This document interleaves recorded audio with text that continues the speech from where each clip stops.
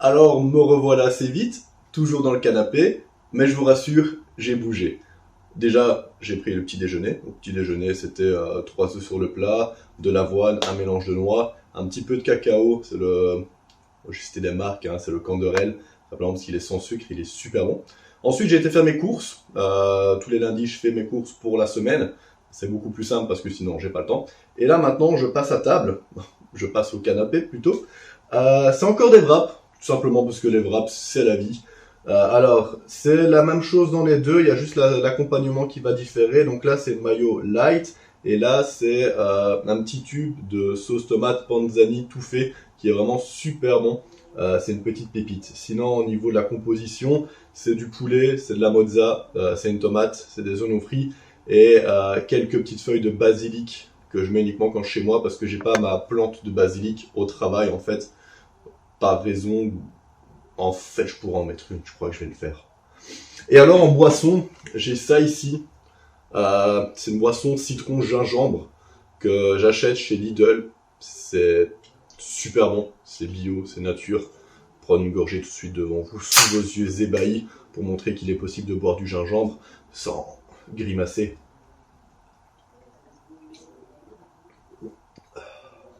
La boisson des bonhommes.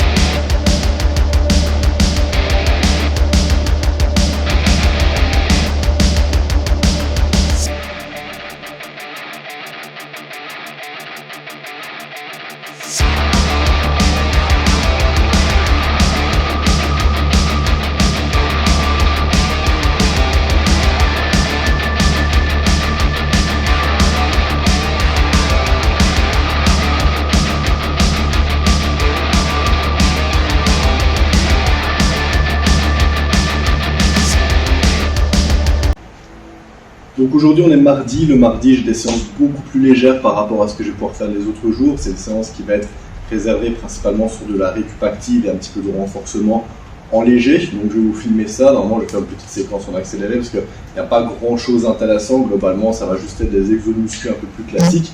Et là je vais commencer par vous montrer une petite routine d'échauffement à l'élastique, principalement pour la coiffe des rotateurs et les coudes. Je vous mets ça tout en accéléré avec une petite musique de fond, ça va être sympa.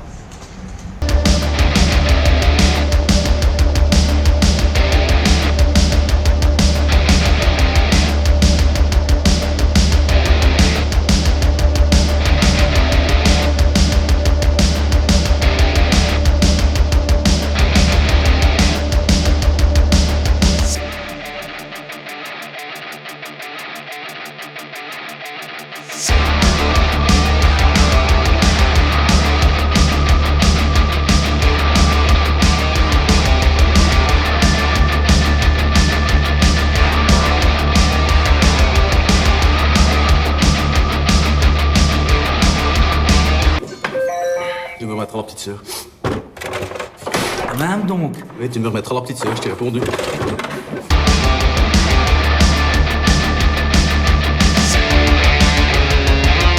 Pour cette séquence, donc mercredi 14 du 6, c'était le premier test Hook Grip sur la Texas Bar. Donc c'est une séquence que je vais commenter à la voix, tout simplement parce que j'ai quelques précisions à apporter et j'ai pas envie d'écrire.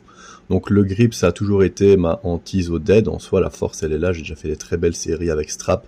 J'ai déjà passé plus de 300, j'ai déjà fait 10 fois 250, mais le grip, ça a toujours été le petit problème pour ça qu'en compétition, jamais des barres folles. Ici, j'ai rematé la vidéo de Sean Noriega et Candito sur le hook grip que j'ai appliqué sur toute ma séance. Et au final, je pense avoir compris quelque chose d'assez intéressant. J'avais une position du coup qui était pas bonne. Je pense que j'avais pas réussi à appliquer ce que j'avais entendu dans la vidéo. Là, je me suis vraiment focus tout le long de la séance. Normalement, j'avais qu'un seul single à 2,25, mais j'ai décidé de la repasser parce que j'étais pas forcément content de ce que j'avais fait. Et chose que je ne fais jamais, j'ai même fait mon back-off 3 fois 195 en hook, là où normalement j'aurais mis les straps, tout simplement parce que je voulais retravailler ça encore un petit peu. Et l'objectif, ça va être que ce grip ne lâche plus jamais. Alors sur la Texas, vraiment, ça fait super mal. Je me plains beaucoup de la Texas, hein, mais vraiment, comparé à une Ohio, c'est terrible.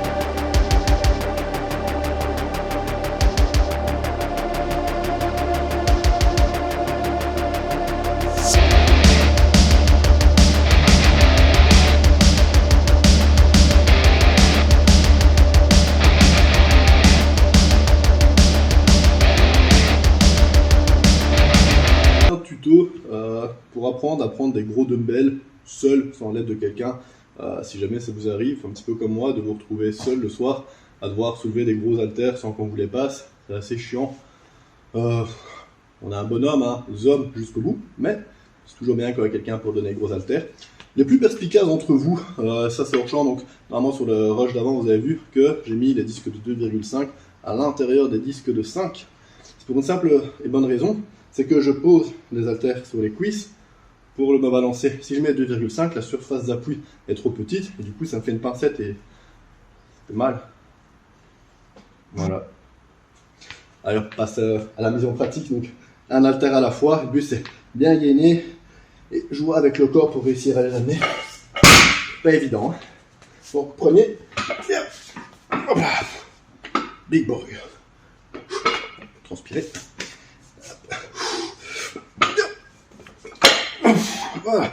Et une fois que vous les avez là, quand vous allez vous coucher, si vous vous couchez normalement, vous allez devoir replacer vos épaules. Placez les épaules, vous le faites avant, placez déjà vos épaules et puis vous basculez.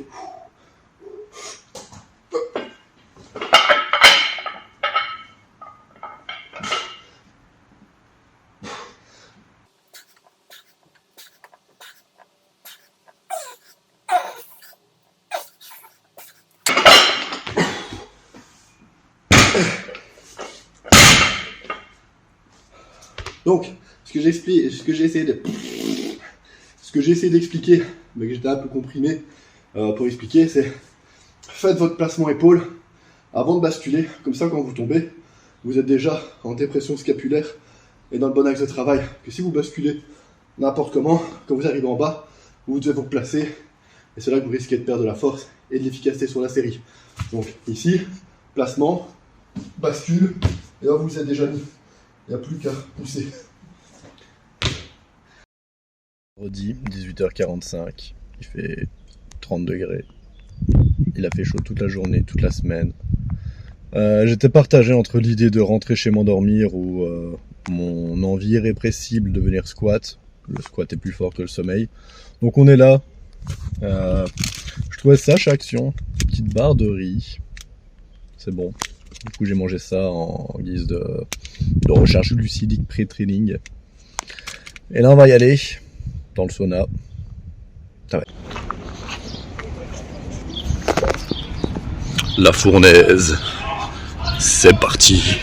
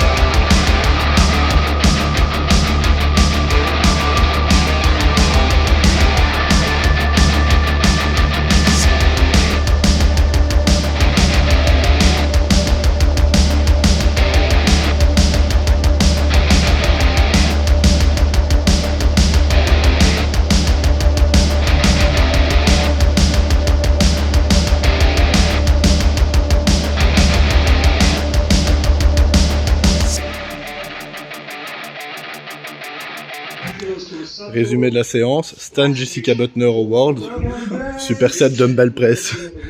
Oh yeah! C'était dur un peu, hein? Il y a les jeunes qui testent la Texas. Ça s'apprête à top single, alors qu'il a déjà fait son top 7 juste avant.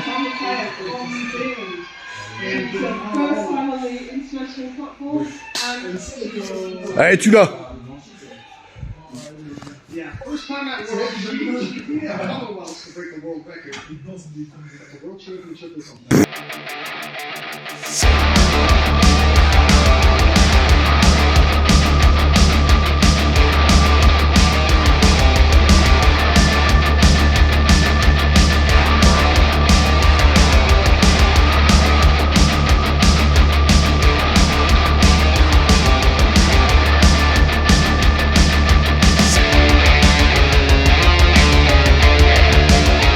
C'est de nouveau une séquence où je vais commenter un petit peu ce que je fais. Donc ça, c'est mon échauffement traditionnel pour le deadlift. Je commence toujours par du Jefferson curl. Et ensuite, je mime une sorte de Romanian deadlift into deadlift, histoire de bien ancrer le mouvement, mettre un maximum de puissance dessus.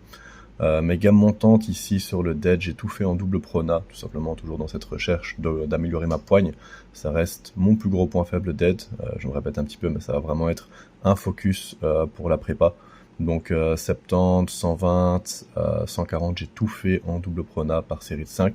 Je pense même que j'avais jamais fait 5 fois 140 en double prona, donc c'est la vidéo qui passe maintenant. C'est assez bien passé maintenant, on va pas se cacher, la deadlift bar avec les 27 mm, elle est plus facile à grip par rapport à une barre traditionnelle de 29 mm. Mais voilà, 5 x 140, je pense pas que c'est quelque chose que j'avais déjà fait. C'est dommage hein, de se rendre compte de ça et de se décider à le travailler que maintenant, au final, parce que c'est des problèmes qui sont supposés ne pas arriver après autant d'années d'expérience. Ça fait un peu plus de 5 ans maintenant que je fais du power. Donc là, je suis passé au mix grip parce que je suis arrivé sur mes séries, mes top 7 en fait. Donc j'avais un 5 x 182,5 et 5 x 190 à faire. Et c'est relativement bien passé, le 5 x 190, pas très compliqué. Ma technique tradi, je suis pas fan, mais le 5 x 190, il était quand même pas mauvais, on va dire.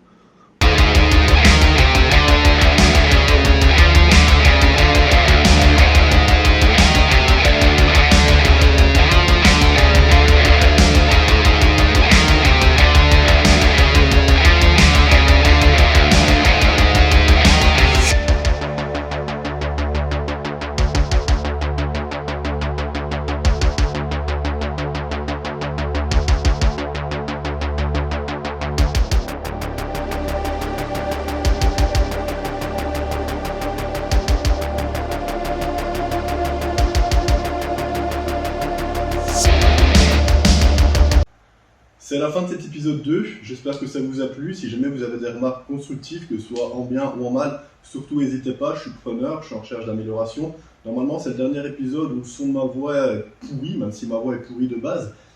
J'ai un micro qui doit arriver, un petit micro cravate Bluetooth qui doit arriver. Normalement pour le vlog 3 je l'aurai, donc ça va déjà améliorer grandement la qualité sonore. Je reconnais que c'était un des gros défauts du vlog 1 et très certainement ce vlog 2. J'ai pas encore monté au moment où je tourne cette image. Pour toute autre remarque pertinente, n'hésitez pas, ou même si vous voulez juste m'insulter ou me complimenter sur ma shape exceptionnelle. Surtout n'hésitez pas, hein, je suis preneur. Peace. Ciao. J'ai pas encore de phrase de fin, ça va venir. Smug.